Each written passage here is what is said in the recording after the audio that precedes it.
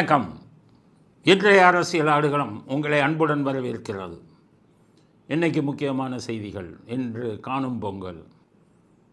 எல்லோருக்கும், நமது நேயர்கள் அனைவருக்கும் காணும் பொங்கல் வாழ்த்துக்கள். அதே மாதிரி இன்னைக்கு எம்ஜிஆருடைய பிறந்தநாள் விழா, 109வது பிறந்தநாள் விழா அப்படின்னு எல்லாமே கொண்டாடுறாங்க. எம்ஜிஆர் அவர்களுக்கும் பிறந்தநாள் அஞ்சலியை செலுத்துவோம். அதற்கு அடுத்தது 109வது பிறந்தநாள் விழா அப்படின்னு எம்ஜிஆர் இது இன்றைக்கி கொண்டாடிக்கிட்டு இருக்காங்க. அதில் வேடிக்கைன்னா அதில் விஷயம் சிலதை சொல்லணும். என்னென்னு கேட்டிங்கன்னா, இன்றைக்கு எம்ஜிஆர் பிறந்த நாள். நான் பல இதில் சொல்லியிருக்கேன் அந்த விஷயத்தை. அது எல்லாருக்கும் தெரியும், ஒத்துக்கிறேன். ஜனவரி 17. ஆனால் எம்ஜிஆருக்கு 109வது பிறந்தநாள் விழாங்கிறது தப்பு. அவர் 1917 பிறந்ததாக அறிவிப்பு வந்தது. ஆனால் அவர் 1917 பிறக்கலை. 1917 சொல்லப்பட்டது. எப்போ பிறந்தாருன்னு இன்றைக்கி வரை யாருக்கும் தெரியாது. மர்ம மனிதர் எம்ஜிஆர். ஏன் அப்படி சொன்னார் அப்படின்னா, ஜோசியர்கள் எல்லாம் சேர்ந்து, நான் உள்பட 1917 போட்டு எம்ஜிஆருடைய பிறந்த இதெல்லாம் வச்சு போட்டு ஜாதகத்தை பார்த்தா அந்த அந்த நாட்டை ஆளக்கூடிய ஜாதகம் இல்லை அது. அப்போ எப்படி இவர் நாட்டை ஆண்டார் அப்படின்னு பார்க்கும்போது 1917 இந்த வருஷம் தப்பு. அப்போ எந்த வருஷம்? அதுக்கு முன்னாடினா என்ன வருஷம் யாருக்கும் தெரியாது. அப்போ எல்லோரும் என்ன நினச்சாங்க, எம்ஜிஆர் வயசை குறைக்கிறதுக்காக 1917 சொல்லிட்டாரு, அவர் அதுக்கு முன்னாடியே பிறந்துட்டார் அப்படின்னு எல்லாருமே சொன்னாங்க. நிறைய பேர் போட்டெல்லாம் பார்த்தாங்க. 16 போட்டு பார்த்தாங்க. 1916, 15 எதுவும் சரியாக வரல. அவர் வாழ்க்கையில் வாழ்ந்த வாழ்க்கைக்கும் அந்த பிறந்த நேரம் வருஷத்துக்கு டேலி ஆகுது. அப்போ எப்போ தான் பிறந்தாருங்கிறது யாருக்கும் தெரியாது. எந்த வருடம் பிறந்தார் என்பது யாருக்கும் தெரியாது. ஏன் அப்படி வயசை மறைத்தார்? தன்னுடைய வயதை மறைக்கவா? அதுதான் இல்லை. ஏன்னு கேட்டிங்கன்னா, ராஜாக்கள் அந்த காலத்தில் இருந்தவங்கெல்லாம் எப்போ பிறந்தாங்க, என்ன ராசி, என்ன லக்னம் வெளியிலே தெரியாது. அங்கே வந்துக்கிட்டு ஜோசியர்கள் வச்சுருப்பாங்க. ராஜ ரிஷின்னு ஒருத்தர் இருப்பார் ஒவ்வொரு அரண்மனையிலையும். அவர் அந்த அரண்மனையை விட்டு வெளியில் வர மாட்டார். அவரை ரகசியமாக ராஜாக்கள் கண்காணிப்பாங்க. ராஜாவுடைய ஜாதகம் அவருக்குத்தான் தெரியும். ராஜாஜி என்ன ராசி, ராஜா என்ன ராசி, என்ன நட்சத்திரம் யாருக்கும் தெரியாது. ஏன் அப்படி வச்சுருந்தாங்கன்னா, ராஜாக்கள் இப்போ ஏதாச்சும் பேசும்போது என்ன சொல்லுவாங்க தெரியுமா? சில பேர், அவன் ஜாதகம் என் கையில் ஏம்பாங்க. அப்படின்னா அவன் ரகசியம் பூரா என் கையில். ஜாதகங்கிறது ரகசியம். ராஜாக்கள் என்ன நினைப்பாங்க, நம்ம ஜாதகம் தெரியக்கூடாது. எப்போ 7 நாட்டு சனி வருதுன்னு எதிரி நாட்டு மன்னனுக்கு தெரிந்தால் ராஜாவுக்கு கெட்ட நேரத்தில் படையெடுத்து வருமா, ராஜா தோற்று போயிடுவார். ராஜாவுக்கு நல்ல நேரம் எதுன்னு தெரியக்கூடாது, கெட்ட நேரம் எதுன்னு எதிரி நாடுகளுக்கு தெரியக்கூடாது, தன்னுடைய பகைவர்களுக்கு தெரியக்கூடாதுங்கிறதுக்காக ராஜாக்கள்லாம் அப்படியே அடக்கி வச்சுருந்தாங்க. அவங்க எப்போ பிறந்தாங்கங்கிற ரகசியம் வெளியில் தெரியாது. இது எம்ஜிஆருக்கு எப்படி இதோ தன்னுடைய எதிரிகளுக்கு நம்முடைய ஜாதகம் தெரியக்கூடாது. ஏன்னா கருணாநிதி ஜாதகம் அவருக்கு அருமையாக தெரியும். கருணாநிதி எப்போ பிறந்தார், அவர் கருணாநிதியின் ஜாதகத்தை பார்ப்பார். எப்போ டைம் சரியில்லை, எப்போ நல்லா இருக்குது. கருணாநிதி தான் முதலே சொல்லிடுவார், அவர் ஜெயிக்க முடியாது, இது பண்ண முடியாது. ஆனால் அவருடைய ஜாதகத்தை எந்த எதிரியும் பார்க்க முடியலை. கருணாநிதி எவ்வளவோ ட்ரை பண்ணார். அவருக்கு தெரிஞ்ச ஒரு தமிழ் வாத்தியார் இருந்தார் திருவாரூரில். அவர்கிட்ட இருந்து தான் அங்கே அவர் ஜாதகமெல்லாம் கற்றுக்கிட்டார். கருணாநிதி ஜாதகமெல்லாம் பார்ப்பார். ஆனால் வெளியில் இதெல்லாம் முட்டாள்தனம், மூட நம்பிக்கை அப்படின்னு சொல்லுவார். அதனால் என்ன ஆயிடுச்சுன்னு கேட்டிங்கன்னா, எம்ஜிஆர் ஜாதகத்தை கருணாநிதியாலே போடவே முடியலை. அவருடைய அரசியல் எதிரிகள் யாராலையுமே அவர் எப்போ பிறந்தார், எந்த வருஷம் பிறந்தாருன்னு தெரியாமல் ஜாதகமே கணிக்க முடியவில்லை. இது மிகப்பெரிய ராஜதந்திரம். அது எம்ஜிஆருக்கு எப்படி தெரிஞ்சதுன்னு தெரியல. ஏன்னா எம்ஜிஆர் குறைந்த படிப்பு படித்தவருக்கு இப்படி ஒரு ஞானம், ஜோதிட ஞானம் எப்படி தெரிஞ்சதுன்னே தெரியல. எல்லோருக்கும் தெரிஞ்ச ஒரு அடிப்படை விஷயம், குருச்சந்திர யோகம் அவருக்கு உண்டு. அவர் மீன ராசி. அவர் ரேவதி நட்சத்திரங்கிறது கொஞ்சம் பேர் கெஸ் பண்ணியிருக்காங்க. ஆனால் அதில் எது உண்மை எது பொய் அப்படின்னு தெரியாது. அவர் மிகப்பெரிய ராஜதந்திரமாக தன்னுடைய ஜாதகத்தை யாரும் கணிக்கக்கூடாது என்பதற்காக தான் பிறந்த வருடத்தை யாருக்குமே சொல்லாமல் இறுதி வரை அது தெரியாமலே போயிடுச்சு. அதனால் எம்ஜிஆர் தொண்டர்களுக்கு அதிமுக தொண்டர்களுக்கும் சொல்கிறேன், இன்றைக்கி எம்ஜிஆர் பிறந்த நாள். ஆனால் 109வது வருஷத்து பிறந்த நாள்னு யாரும் சொல்லாதீங்க. 109வது வருஷங்கிறது சரியான தகவல் இல்லை. அப்படிங்கிறத எம்ஜிஆர் பிறந்த நாள் இன்னைக்கு அவருடைய ரகசியமாக இந்த பிறப்பு ரகசியமாக இந்த கருத்தை நான் பதிவு செய்ய விரும்புகிறேன். அதுக்கு அடுத்தது பொங்கல். பொங்கல் ரொம்ப கிராண்டாக கொண்டாடிக்கிட்டு இருக்காங்க இன்னும். ஏன்னா பொங்கல் பண்டிகை தான் 3 நாள் வரும். பொங்கல், மாட்டுப்பொங்கல், காணும் பொங்கல்னு. அதனால் இந்த பொங்கல் கொண்டாட்டங்கள் தொடர்ந்துக்கிட்டு இருக்குது. ஸ்டாலின் பொங்கல் கொண்டாடி இருக்கார். ஒரு முதலமைச்சர் எல்லாம் எப்படி பொங்கல் கொண்டாடணும்னு சொல்கிறேன். ஏழை மக்களோடு சேர்ந்து பொங்கல் கொண்டாடணும். ரொம்ப வறுமையில் இருக்கிறவங்களெல்லாம் கூப்பிட்டு பொங்கல் வச்சு முதலமைச்சர் ஏழைகளுடன் சேர்ந்து பொங்கல் கொண்டாடணும். நல்ல முதலமைச்சராக இருந்தார். அப்படி இல்லையா, இது கிராமத்து பண்டிகை, விவசாயிகளுடைய பண்டிகை. ஒரு முதலமைச்சர் ஒரு கிராமத்துக்கு போய் அங்கே இருக்கிற விவசாயிகளுடன் சேர்ந்து இதை கொண்டாடணும். அதுதான் உண்மையான முதலமைச்சருடைய இது. ஆனால் நம்ம முதலமைச்சர் எப்படி பொங்கல் கொண்டாடுறாருன்னா, அவருடைய பண்ணை வீட்டில் அவருடைய குடும்ப உறுப்பினர்களை வச்சு மட்டும் கொண்டாடுறோம்.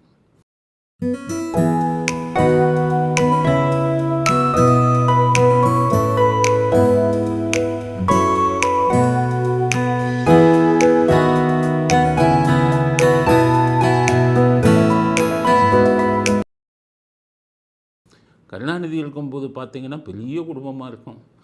முதல் மனைவி, 2வது மனைவின்னு சொல்லி ஒரு பெரிய குரூப்பு, பேரன் பேத்தி, முப்பேத்தி அப்படின்னு கொண்டாடுவார். வட்டம் பெருசாக இருக்கும். இப்போ பார்த்திங்கன்னா இவர் கும்பிட்டது அவர், உதயநிதி பசங்க, அவருடைய பொண்ணுடைய பசங்க, இவங்களை மட்டும் வச்சு அவங்க மனைவி இவர். கனிமொழிக்கு கூட அழைப்பில்லை. அவர்களுடைய இவங்களுக்கு சகோதரர்கள், சகோதரி யாரையும் கூப்பிடல. அவர் மட்டும் வச்சு கொண்டு, அதுவே ஒரு பெரிய கூட்டமாக இருக்கும். அவர் இது பண்ணது தப்பு இல்லை. கொண்டாடுறது எல்லோரும் பொங்கல் கொண்டாடுற மாதிரி அவரும் வீட்டில் கொண்டாடட்டும், தப்பு இல்லை. அது அவருடைய தனி மனித உரிமை. ஆனால் அதை வீடியோ எடுத்து சன் டிவியில் போடக்கூடாது. உங்கள் குடும்பத்து கொண்டாட்டத்தை பார்க்குறது தான் மக்களுடைய வேலை. மக்களுடன் மக்களாக கொண்டாடினா பார்க்கலாம். உங்கள் குடும்பத்தோடு கொண்டாடினதை ஏற்றுக்கொள்ள முடியாது. அப்படிங்கிறது அவருக்கு நாங்கள் சொல்லக்கூடிய விஷயம். சரி, அந்த பொங்கல் கொண்டாட்டத்தில் நான் ஒன்றை கண்டுபிடிச்சோம். என்னென்னா, உரி அடிக்கிறாங்க. பொங்கலில் உரி அடிப்பாங்க. அதாவது மேலே ஒரு பானையை இது பண்ணுவாங்க. இவங்களுக்கு கண்ணை கட்டி கம்பை வச்சு அந்த பானையை உடைக்க சொல்லுவாங்க. அது ரொம்ப பேரால் முடியாது. முடிச்சுட்டு அது ஒரு வெற்றி மாதிரி கொண்டாடுவாங்க. இதில் என்ன நடக்குதுன்னா, துர்கா ஸ்டாலின் கையில் பானையை கொடுக்குறாங்க. ஸ்டாலினை உடைக்க சொல்கிறாங்க. துர்கா ஸ்டாலின் என்ன பண்ணுறாங்க தெரியுமா, தன் கனவை ஜெயிக்கணும்னு நினைக்கிறாங்க. அப்போ அந்த பானையை இது பண்ணும்போது பானையை விட்டு கொடுக்குறாங்க. உடனே ஒரு உடைத்து விட்டார். இந்த காட்சியை பாருங்கள், வீடியோவை.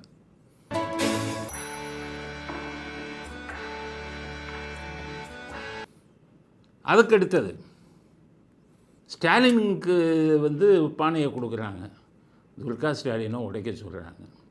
ஆனால் துர்கா ஸ்டாலின் கணவனுக்காக பானையை விட்டு கொடுத்து தன் கணவன் ஜெயிக்கணும்னு நினைக்கிறாங்கல்ல, அது மாதிரி ஸ்டாலின் நினைச்சாரா, மனைவிக்கு பானையை விட்டு கொடுப்போம், மனைவி அடித்து ஜெயிக்கட்டும் அப்படிங்கிற ஒரு பெருந்தன்மையே இல்லை. இந்த வீடியோவை பாருங்கள்.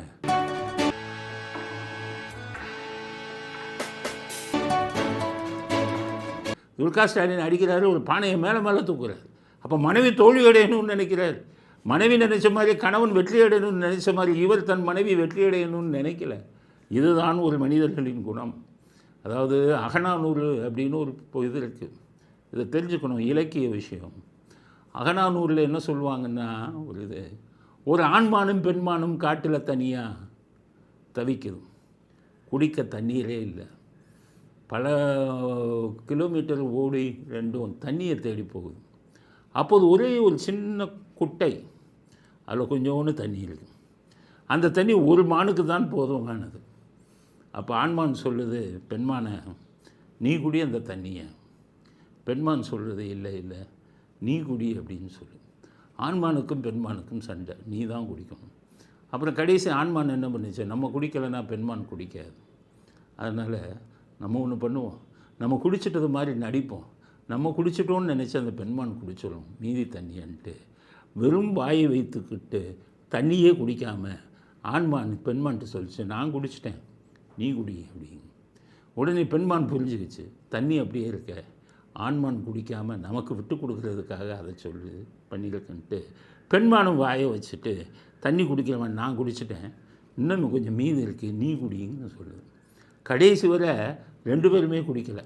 இது அகநானூரில் வந்து அருமையாக சொல்லப்பட்ட காட்சி. எதுக்காகனா, அதாவது வாழ்க்கை துணை அவங்களுக்கு ஒருவருக்கு ஒருவர் விட்டு கொடுக்கணும், அவங்களுடைய நலனை இவங்க பார்க்கணும், இவங்களுடைய நலனை அவங்க பார்க்கணும். இதுக்காகத்தான் அகநானூரில் அந்த காட்சி சொல்லப்பட்டது. அப்போ துர்கா ஸ்டாலின் அவர்கள்ட்ட இருக்கும் பெருந்தன்மை நம்ம கணவர் ஜெயிக்கணுங்கிறது ஸ்டாலின்கிட்ட இல்லை. அதை வந்து ஒவ்வொருத்தர் கேரக்டர் அதை புரிஞ்சுக்கணும். அவங்க போட்ட இந்த வீடியோவில் எனக்கு புரிஞ்சது இதுதான். அதனால் ஸ்டாலின் தன் மனைவி வெற்றி பெற வேண்டும் என்று கூட நினைக்கவில்லை. அந்த பெருந்தன்மை அவரிடம் இல்லை அப்படிங்கிறது அவங்களுடைய பொங்கல் விழாவில் பொங்கல் வீடியோவை பார்க்கும்போது நமக்கு ஒரு பாடமாக கிடைக்கிது அப்படிங்கிறது அவருடைய பொங்கல் விழாவை பற்றி நம்முடைய கருத்து. அவர் சன் டிவியில் போடாமல் இருந்தால் நம்ம அதை வந்து விமர்சனம் செய்ய மாட்டோம். சன் டிவிக்கு போட்டு மக்களுக்கு காட்டி விட்டார். அதனால் அதில் இருக்கக்கூடிய நல்ல விஷயம் கெட்ட விஷயத்தை நம்ம விமர்சனம் செய்வது நமது உரிமை. அதனால் தான் இந்த வந்து நம்முடைய கருத்தாக பதிவு செய்கிறோம். அடுத்தது ஜல்லிக்கட்டு ஃபுல்லாக நடந்துக்கிட்டு இருக்குது. ஸ்டாலின் போனார், அங்கே போய் என்ன சொல்லிட்டாரு, மாடை அடக்குவர்களுக்கு அரசாங்க வேலை. முதல் அறிவிப்பு, பாரம்பரியமிக்க ஜல்லிக்கட்டு போட்டிகளில் பங்கு பெற்று அதிக காளைகளை அடக்கி சிறந்து விளங்கக்கூடிய வீரர்களுக்கு முன்னுரிமை அடிப்படையில் கால்நடை பராமரிப்பு துறையில் உரிய அரசு பணியிடங்களுக்கு பணியமர்த்தி வழிவகை செய்யப்படும். நான் கேட்குறேன், நீங்கள் என்ன சொல்லியிருக்கணும், அரசாங்க வேலைன்னு சொல்லக்கூடாது. மாடை அடக்குவர்கள் வீரர்கள், வீரத்தை காட்டணுங்க. அவங்களுக்கு காவல்துறையில் வேலைன்னு சொல்லியிருந்தாவாச்சும் அவங்க வந்து தன்னுடைய வீரத்தை வேகத்தை விவேகத்தை வந்து அங்கே வந்து காட்டுவாங்க. அரசு வேலைன்னு சொன்னது வந்து அவங்களுக்கு பொருத்தமான வேலை இல்லைங்கிறது தான். அவர்களெல்லாம் வீரர்கள், வீரமான ஒரு வேலையை கொடுத்துருக்கணும். ரெண்டாவது, ஸ்டாலின்கிட்ட கேட்குறேன், எல்லாத்துக்குமே அரசு வேலைன்னு சொல்லிக்கிட்டு இருக்கீங்களே, அப்போ வேலை இல்லாத பட்டதாரி வெளியில் உட்காந்துருக்கானே, தன்னுடைய லட்சிய கனவாக ராத்திரி பகலாக உட்காந்து பரீட்சை எழுதி பாஸ் பண்ணணும்னு இருக்கானே, அவன் நிலைமெல்லாம் என்ன? உங்களை மாதிரி அரசியல்வாதிகள் போகிறவங்க வரவங்க யாராச்சும் ஒருத்தவங்க செத்துட்டா வீட்டில் அரசு வேலை, ஏதாச்சும் ஒரு சின்ன இருந்தால் அவன் வீட்டுக்கு அரசு வேலை. என்ன தாரவாத்து கொடுக்குறீங்க? தமிழ்நாடு பப்ளிக் சர்வீஸனை இழுத்து மூடுங்க. எம்ப்ளாய்மெண்ட் எக்ஸ்சேஞ்சுன்னு வச்சுருக்கீங்களா, அதெல்லாம் இழுத்து மூடுங்க. அப்போ அரசாங்கத்தில் வரக்கூடிய காலி இடங்களுக்கெல்லாம் நீங்கள் நினைக்கிற ஆளுக்கு இந்த மாதிரி சாகிறவங்க இது பண்ணுறவங்க எல்லாத்துக்கும் அள்ளி கொடுங்க. இது என்ன சரியான நடைமுறையா? அவர்களுக்கு பணமாக கொடுங்க, ரைட்டு. வேலையெல்லாம் கொடுத்துக்கிட்டு இருந்தீங்கன்னா வேலைவாய்ப்பு அலுவலகத்தை மூடி விடுங்கள். தமிழ்நாடு பப்ளிக் சர்வீஸ் கமிஷன்னு சொல்லி பரீட்சை எழுதி பாஸ் பண்ணுறதுக்கு ஒரு இது வச்சுருக்கீங்கல்ல, அதெல்லாம் இழுத்து மூடுங்க. அரசாங்கத்துக்கு செலவாச்சும் மிஞ்சும் அப்படின்னு அரசியல்வாதிகளுக்கு ஒரு நிர்வாகம் தெரிய வேண்டாமா? எவ்வளவு நாள் இது கொடுப்பீங்க? அது இவங்களாச்சும் ஒரு வெற்றி பெற்றவங்க, ஒரு சாதனையை செஞ்சவங்க, அவங்கள காவல்துறையில் போட்டால் கொஞ்சம் வேகமாக வேலை செய்வாங்க. எல்லாருக்குமே இதே அரசியல் வேலை தானே கொடுக்குறீங்க. துப்பாக்கி சூடு நடந்து செத்துட்டா அவங்க வீட்டுக்கு அரசியல் வேலை, போலீஸ்காரன் அடித்து செத்துட்டா அரசாங்க வேலை. அரசாங்க வேலை என்ன உங்கள் வீட்டு வேலையா? அதனால் ஸ்டாலினுக்கு சொல்ல இந்த நடைமுறையை முதல்ல மாற்றுங்கள் ஸ்டாலின் அப்படிங்கிறது அடுத்த கட்ட கருத்து. அடுத்தது, இன்றைக்கி தினமலரில் ஒரு செய்தி வந்திருக்கு. ஏற்கனவே செய்தி வந்துருச்சு. அதிமுகவில் வந்து ஒவ்வொருத்தவங்களும் தேர்தலில் போட்டியிடுறவங்களுக்கு கட்சியிலிருந்து 5 கோடி ரூபா கொடுங்கன்னு கேட்டிருக்காங்க அப்படின்னு செய்தி வந்துருக்கு. இப்போ அதுக்கப்புறம் பார்த்திங்கன்னா திமுகவில் சொல்ல வேண்டியதில்லை, போன எலெக்ஷன்லேயே 5 கோடி செலவு, நீ 5 கோடி பண்ணணும் அப்படின்னு சொல்லி தான் சீட்டே கொடுத்தாங்க. இவங்களுக்கெல்லாம் வந்து பார்த்திங்கன்னா கவுன்சிலருக்கெல்லாம் 1 கோடி செலவு பண்ணு, இதுதான் திமுகவில். இப்போ அதிமுகலையும் அது மாதிரி வசூல் பண்ணுறாங்க 5 கோடின்னு செய்தி வந்தது. இப்போ இன்றைக்கி என்ன வந்திருக்குன்னு கேட்டிங்கன்னா, விஜய் அவங்க கட்சியில் 10 கோடி கேட்குறாங்கன்னு செய்தி வந்து தினமலரில் வந்திருக்கு. அது எந்த அளவுக்கு உண்மைன்னு தெரியல. எதுக்கு நான் சொல்கிறேன்னு கேட்டிங்கன்னா, ஊழல் எங்கே ஆரம்பிக்குதுங்கிறத அரசியல் கட்சிகள் முதல்ல புரிஞ்சுக்கங்க, அரசியல் தலைவர்கள் புரிஞ்சுக்கங்க. எம்ஜிஆர் பேசுகிறேன்னு நினைக்காதீங்க. அது வந்து ஒரு மாடலாக இருந்தால் நம்மெல்லாம் அப்போ அதை பின்பற்றணுங்கிறதுக்காக தான் நான் அதை சொல்கிறேன். எம்ஜிஆர் 77 கட்சி ஆரம்பித்தார். அப்போ சீட்டு யார் யாருக்கு அப்படிங்கும்போது யார்கிட்டையும் ஒரு பைசா வாங்கலை. சோடா கடை வச்சுருந்தவங்க, ரிக்ஷா ஓட்டினவங்க, ஹோட்டலில் வேலை செஞ்சவங்க, இப்படி உங்களுக்கெல்லாம் எம்எல்ஏ சீட்டு கொடுத்தாரு. எப்படியா ஜெயிப்பாங்க அவங்கெல்லாம் அப்படின்னு சொல்லி எல்லாருமே இதானாங்க. சாதாரணமாக நிறுத்தினவங்கெல்லாம் யாருன்னே தெரியாதவங்களுக்கெல்லாம் மக்கள் ஓட்டு போட்டாங்க. அவங்ககிட்ட பணம் வாங்கிட்டு சீட்டு கொடுக்கல. எல்லோருக்கும் சீட்டு கொடுத்துட்டு அதில் நிறைய பேருக்கு டாக்டரு, என்ஜினியரு, டிகிரி ஹோல்டர்ஸ் அவங்களெல்லாம் சேர்த்தார். சும்மா இதில் லா டிகிரி படித்தவங்க, வக்கீலுக்கு படித்தவங்க எல்லாத்துக்கும் அந்த வேட்பாளர் பட்டியல் போடும்போது அவங்க டிகிரியோடு போட்டார். BCom, MCom, MBBS, BE, BL அப்படின்னு போட்டார். அதே சமயத்தில் ஏழைகளை விட்டுறக்கூடாதுன்னு சொல்லி சில ஏழைகளுக்கு படிக்காதவங்களுக்கெல்லாம் சாதாரண ரிக்ஷாக்காரர், சாதாரண தொழிலாளி, கடை வச்சுருக்கிறவங்க அவங்களுக்கும் கொடுத்தார். ஆனால் இவ்வளோ பேர்த்துக்கும் ஒரு பைசா வாங்கிட்டு சீட்டு கொடுக்கல, ஒரு பைசா கூட வாங்கலை. எலெக்ஷன் வரும்போது என்ன சொன்னார் தெரியுமா? கூப்பிட்டு கேட்கும்போது என்ன சொன்னாங்கன்னா, ஒரு பைசா நீங்கள் செலவு பண்ணாதீங்க, கட்சி நாங்கள் செலவு பண்ணுவோம்னாரு. ஊழலின் ஊற்றுக்கண்ணை அங்கே தானே ஆரம்பிக்குது.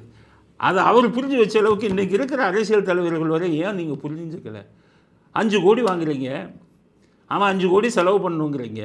அப்போ ஒரு எம்எல்ஏ 10 கோடியை அதில் முதலீடு செஞ்சுட்டு தானே வரான். எம்எல்ஏல அவன் வந்த உடனே லஞ்சத்தை மக்களிடம் வாங்குவானா வாங்க மாட்டானா? அரசாங்க ப்ராஜெக்ட்லாம் கொள்ளை அடிப்பானா அடிக்க மாட்டானா? கவுன்சிலர் 1 கோடிங்கிறீங்க, 100 கோடி அவன் போய் யார்கிட்ட கையேந்துறான்? தொகுதி மக்கள்கிட்ட கையேந்துறான். செங்கலை வீடு கட்டணும்னு மணலை கொண்டாந்து கொட்டினா ரூபாயை கொடுங்குறான், ஓட்டு போட்டு வந்துட்டே. அப்போ ஊழலும் லஞ்சமும் உருவாகிற இடமே நீங்கள் ஆரம்பத்தில் சீட்டு கொடுக்கும்போது தான். நான் 2009 நான் எம்பி சீட்டு கேட்டிருந்தேன் ராமநாதபுரத்துக்கு, ஜெயலலிதா அவர்களிடம். ஜெயலலிதா அவர்கள் என்னை கூப்பிட்டுருந்தாங்க. கூப்பிட்டுட்டு என்ன கேட்டாங்கன்னா, எவ்வளவு செலவு பண்ணுவீங்கன்னு கேட்டாங்க. என்னால் செலவு எல்லாம் பண்ண முடியாதும்மா, என் கையில் பணம் இல்லை. நான் இப்போ தான் அரசாங்க வேலையை நான் 2005 தான் விட்டு வந்தேன். நான் இப்போ அரசாங்க வேலையை விட்டு இப்போ தான் வந்தேன். நான் எதுவுமே சம்பாதிக்கலை, என் கையில் ஒன்றும் இல்லை, என்னால் செலவு பண்ண முடியாது. அப்போ எதற்காக நீங்கள் வந்து எலெக்ஷனில் நிற்கிறீங்க அப்படின்னு அவங்க கேட்கும்போது, நான் ராமநாதபுரம் தொகுதியை சேர்ந்தவன். சமீபத்தில் ஊருக்கு போயிருந்தேன். நான் சென்னைக்கு வந்து ரொம்ப நாள் ஆச்சு. அங்கே போகும்போது எல்லாமே வறண்ட பாலைவனமாக இருந்தது. நிலத்தடி நீரெல்லாம் 150 அடி 200 அடின்னு போயிடுச்சு. அப்போ ஒவ்வொரு கிராமத்துக்கு போய் குலதெய்வம் கும்பிட போகும்போது அந்த கிராமத்தில் பாதி வீடுகள் மூடி கிடந்தது. அந்த வீடுகள்லாம் ஏன் மூடி கிடக்குன்னு அந்த கிராமத்தில் இருக்கிறவங்ககிட்ட கேட்டேன். அப்போ அவங்க சொன்னாங்க, எல்லாம் பொழப்பு தேடி சென்னைக்கு போயிட்டாங்க, இங்கே பொழப்புக்கு வழி இல்லைன்றாங்க. அப்போ தண்ணீர் இல்லாதது தான் அங்கே வந்து இவ்வளோ பெரிய பாலைவனம் ஆயிடுச்சு. ஏன் நாங்கள் சின்ன வயசாக இருக்கும்போதெல்லாம் அங்கே தண்ணி இருந்தது அப்படிங்கிறத நான் ஆராய்ச்சி பண்ணி, அப்போ கிருகமால் நதிப்பாதை பூரா வீடு கட்டிட்டாங்க. வைகை டேமிலிருந்து உபரி நீர் வந்து திறந்து விட்டாலும் ராமநாதபுரத்துக்கு வர்றதில்லை. அதனால் இதை சரி செஞ்சு எலெக்ஷனில் நின்று ஒரு மக்கள் பிரதிநிதியாகி இதை சரி செய்யணுங்கிற நோக்கத்தோடு தான் நான் வந்து எலெக்ஷனில் நிற்கிறேன். நான் என் கையில் பணம் இல்லைன்னு அவங்க சரி அப்படின்ட்டு சீட்டு கொடுக்கணுன்னே முடிவு பண்ணியிருந்தாங்க. அப்போ கூட இருக்கிறவங்க அவங்க தான் ரெக்கமெண்டேஷன் வச்சுருக்காங்கல்ல, இந்த ராஜகண்ணப்பன் இப்போ இருக்கார்ல, இவரை வச்சு அந்த அம்மாட்ட கொண்டு போய் வேறு ஒரு ஆளை நாங்கள் நிறுத்துகிறோம், அவங்களுக்கு வந்து நானே செலவு பண்ணுறேன், என் ஜாதி ஓட்டுக்களெல்லாம் நான் வாங்கி கொடுக்குறேன்னு ராஜகண்ணப்பன் சொல்லி அவருக்கு சீட்டு வாங்கினாங்க. அப்போ அன்னைக்கு என்கிட்ட ஜெயலலிதா அவர்கள் கேட்கும்போது என்கிட்ட ஒரு பைசா, ஏன்னா செலவு பண்ண விரும்பலை. நான் செலவு பண்ணால் திரும்பி சம்பாதிக்கணுமே. இதை வந்து தமிழ்நாடு அரசியலில் இருக்கிற அரசியல் தலைவர்கள் ஏன் புரிஞ்சுக்க மாட்டேங்கிறீங்க? சீட்டு கொடுக்கும்போதே பணத்தை கொடுன்னு அவன்கிட்ட கேட்டிங்கன்னா அவன் திரும்பி வந்து கொள்ளையடிக்க தானே செய்வான். இது மற்ற கட்சிகளில் இருந்தால் பரவாயில்ல, இன்றைக்கி தினமலரில் டிவிக்கெல்லாம் இப்படி இருக்குதுன்னு போட்டுருக்காங்க. அது உண்மையாக இருந்தால் மிகவும் வருத்தத்துக்குரிய விஷயம். உங்களை டிவிக்கு வந்து ஒரு புதிய கட்சி, ஒரு புதியவருக்கு வந்து வாய்ப்பு கொடுக்கலாமேன்னு மக்கள் நினைக்கும்போது, பழைய அரசியல்வாதிகள் போல் நீங்களும் பணத்தை வாங்கினீங்கன்னா மறுபடியும் ஊழல் நிறைந்த ஆட்சி தான் அமையும். அதனால் விஜய்க்கு சொல்கிறேன், மற்ற கட்சிகளை விட்டுருங்க, அவங்கெல்லாம் பணத்தை வாங்கட்டும், அவங்க பணம் பெருச்சாளிகள்.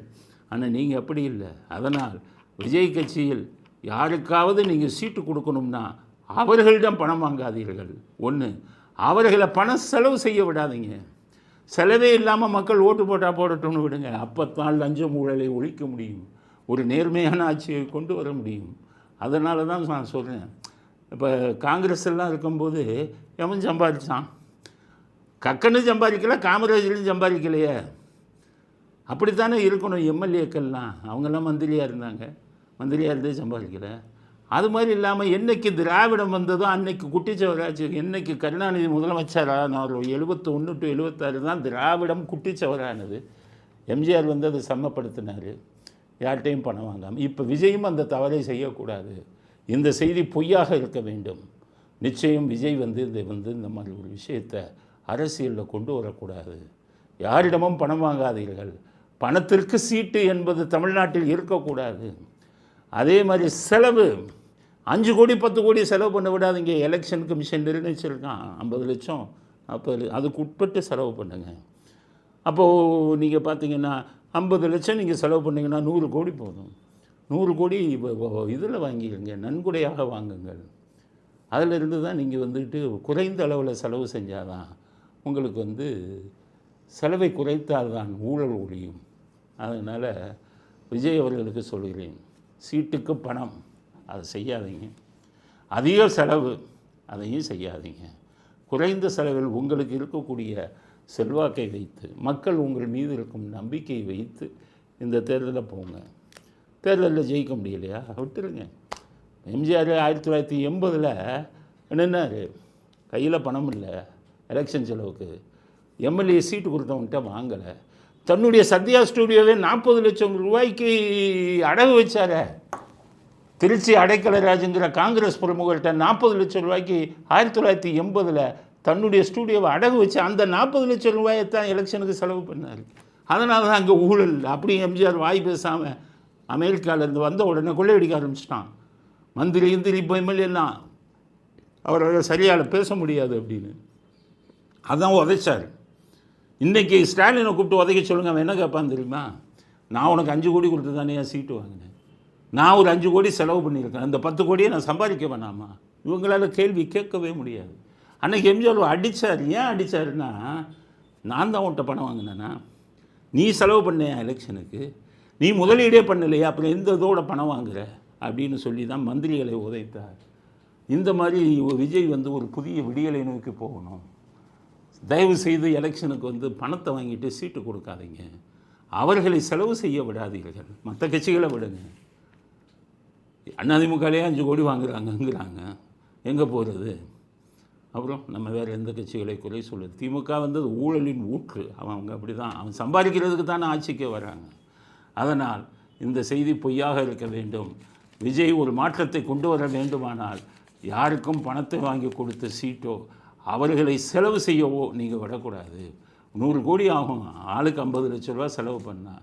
நீங்கள் ஒரு படத்திலே 100 கோடிக்கு மேலே வாங்கியிருக்கீங்க, அந்த பணத்தை வச்சு செலவு பண்ணுங்கள். அப்போ தான் நாட்டுக்கு நல்லது செய்ய முடியும் அப்படிங்கிற கருத்தை அடுத்த கருத்தாக பதிவு செய்ய விரும்புகிறோம்.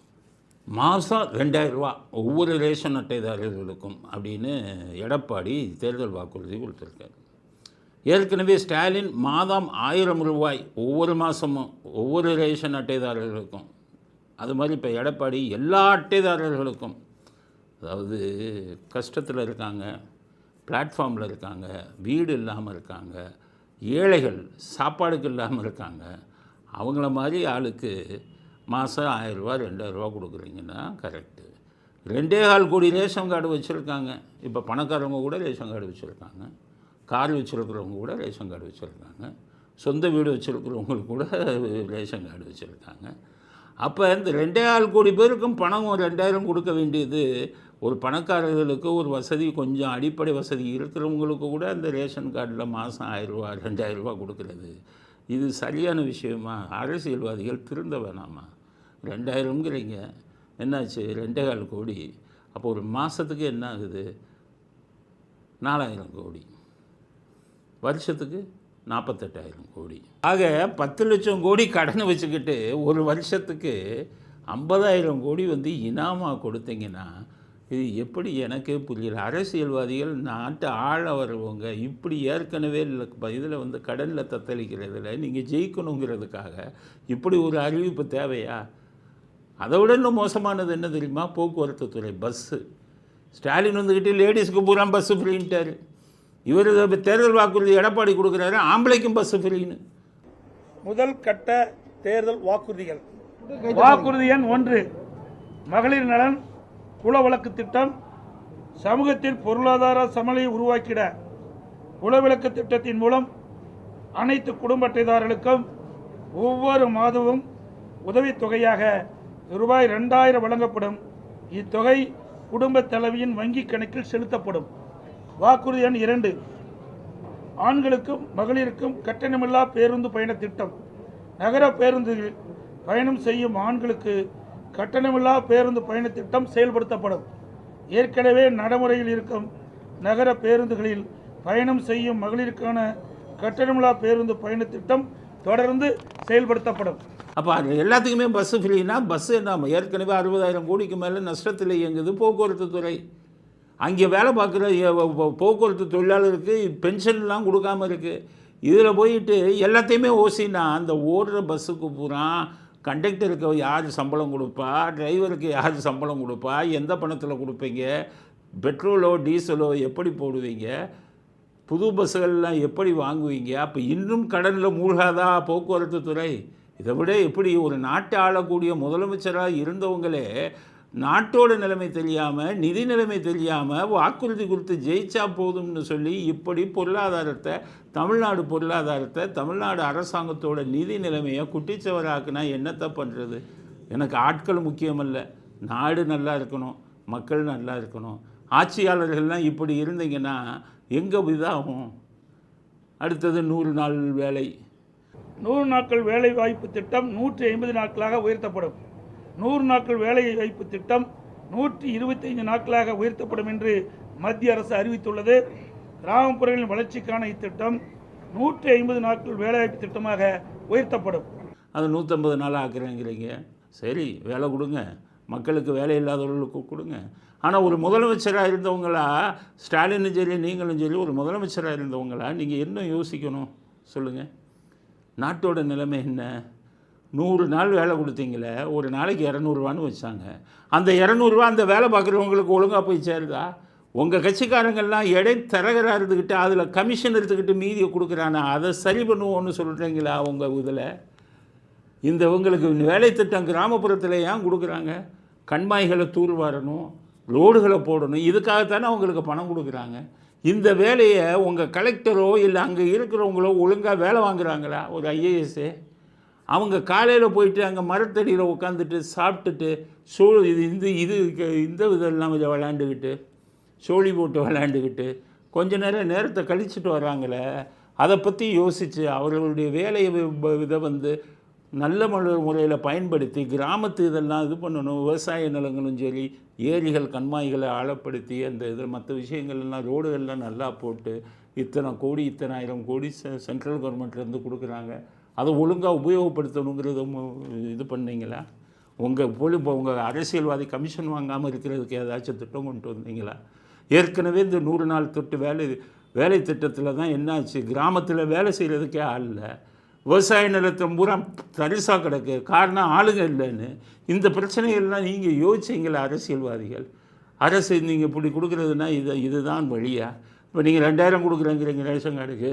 ஸ்டாலின் என்ன பண்ணுவார்? நம்ம வாங்கினா 3000 கொடுக்குறேன் பாரு.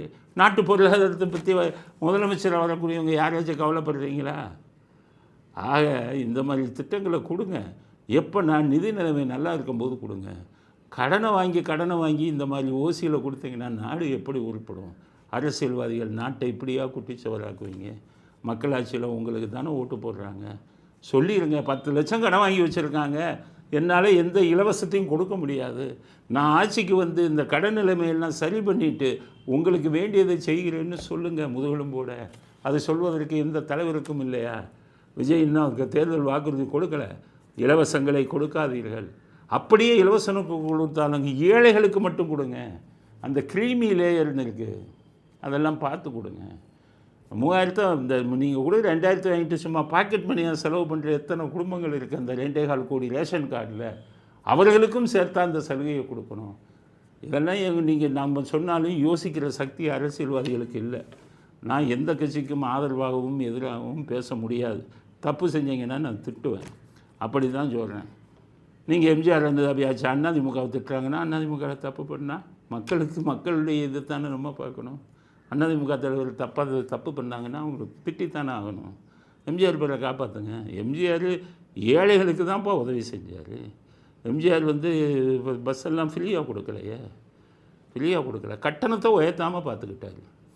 ஏழைகளுக்கு இது பண்ணணும் அப்படின்ட்டு. உங்களை மாதிரியா சத்துணவு வந்து இதில் அரசாங்க பள்ளியில் படிக்கிற ஏழை குழந்தைகள் இருக்காங்கன்னா அதை வந்து உணவை கொடுத்தாரு. இப்படி பணத்தை மாதம் சம்மந்தம் இல்லாமல் அள்ளி கொடுத்தாரு. அதே பெண்களுக்கு வேலைவாய்ப்பை உருவாக்கக்கூடிய திட்டங்களை உருவாக்குங்க.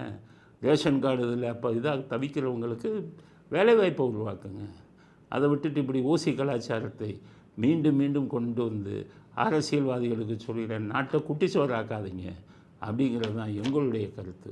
அதனால் இந்த தேர்தல் வாக்குறுதிகள் எத்தனை ஹம்பக், அதாவது ஏமாத்து வேலை, நாட்டு இதை வந்துக்கிட்டு நிதி நிலைமையை குட்டிச்சவராக்கக்கூடிய வேலை. என்னைக்குத்தான் இப்படிப்பட்ட அரசியல்வாதிகளிடமிருந்து விடிவு கிடைக்கும்? ஸ்டாலின் பாருங்கள், நீ 3000 பேர் ஓட்டுக்கு போய் 4000. ஏன்னா நம்முடைய பணமா, மக்கள் வரி பணம், வட்டிக்கு வாங்கு. இந்தியாவிலேயே அதிக கடன் வாங்கி வச்சுருக்கீங்க. வரக்கூடிய அரசியல்வாதிகள் அதை பற்றி யோசிச்சிங்களா? அதனால் ஓசி கலாச்சாரத்தை நாட்டிலே லட்சக்கணக்கான கோடி கடனை வைத்துவிட்டு இந்தியாவிலேயே அதிக கடன் வாங்கிய மாநிலம் என்ற பெயரையும் வைத்துக்கொண்டு 2000 மாதம் இலவசம், மற்ற இவங்கெல்லாம் பஸ்ஸில் எல்லாத்துக்கும் ஃப்ரீங்கிறதெல்லாம் கோமாளித்தனமான தேர்தல் வாக்குறுதிகள்ங்கிறது என்னுடைய கருத்து. இத்துடன் இன்றைய அரசியல் ஆடுகளம் நிறைவு பெறுகிறது. மீண்டும் நாளை புதிய செய்திகளுடன் உங்களை சந்திக்கிறோம். நன்றி, வணக்கம், ஜெய் ஹிந்த்.